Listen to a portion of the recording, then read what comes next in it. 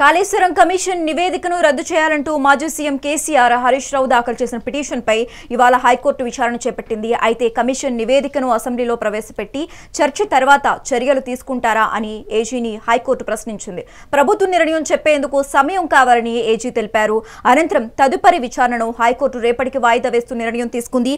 ఇక ఇదే అంశానికి సంబంధించి మా సీనియర్ కరెస్పాండెంట్ శ్రీనివాస్ ఫోన్ ద్వారా అందిస్తారు. శ్రీనివాస్, కాళేశ్వరం ప్రాజెక్ట్ లో జరిగినటువంటి అవినీతికి సంబంధించి పీసీ ఘోష్ కమిషన్ కు సంబంధించిన విచారణ చేపట్టింది. ఈ నేపథ్యంలో పీసీ ఘోష్ కమిషన్ విచారణ తక్కువ తరగతి అంటూ కూడా బీఆర్ఎస్ అదేవిధంగా మాజీ సీఎం కేసీఆర్ తో పాటు హరీష్ రావు కేటీఆర్ ఆరోపిస్తున్న నేపథ్యంలో కూడా ఆ కమిషన్ రిపోర్ట్ ని అంటే కొట్టివేయాలంటూ కూడా హైకోర్టుని ఆశ్రయించారు మాజీ ముఖ్యమంత్రి కేసీఆర్ తో పాటు హరీష్ రావు. సో ఈ నేపథ్యంలో కూడా ఈ రోజు విచారణ చేపట్టిన హైకోర్టు ఇటు అంటే ఏజీని అడిగింది. అయితే ఇవాళ అసెంబ్లీలో అంటే ఇప్పటికే ప్రభుత్వం అసెంబ్లీలో దీనికి సంబంధించి ఈ కమిషన్ ని చర్చ పెట్టి దీనిపై విచారణ అంటే ఏదైతే దోషులు ఎవరైనా ఉన్నా చర్యలు తీసుకుంటామంటూ కూడా ఇప్పటికే సీఎం రేవంత్ రెడ్డి చెప్పిన నేపథ్యంలో కూడా ఇప్పటికే హైకోర్టు కూడా అదే అడిగింది ఏజీని. అయితే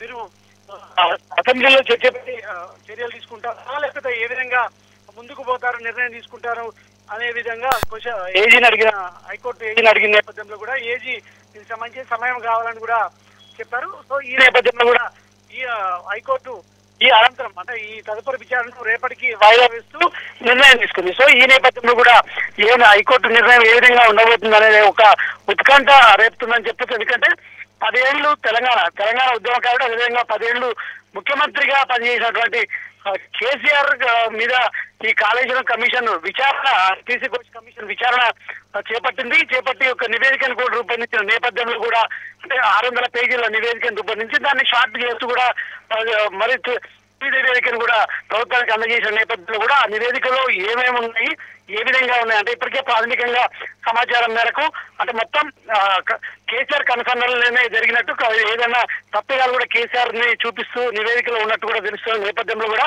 మరి అది హైకోర్టు ఈ విచారణ ఏ విధంగా తీసుకుంటుంది, కేసీఆర్ హరీష్ రావు వేసినటువంటి పిటిషన్ ని కొట్టేస్తుందా లేకపోతే ప్రభుత్వానికి పాజిటివ్ గా దీన్ని విచారించవచ్చు అని ఒక పాజిటివ్ గా తీర్పు మాత్రం ఉత్కంఠ రేపుతుందని చెప్పొచ్చు. శశిరేఖ. శ్రీనివాస్.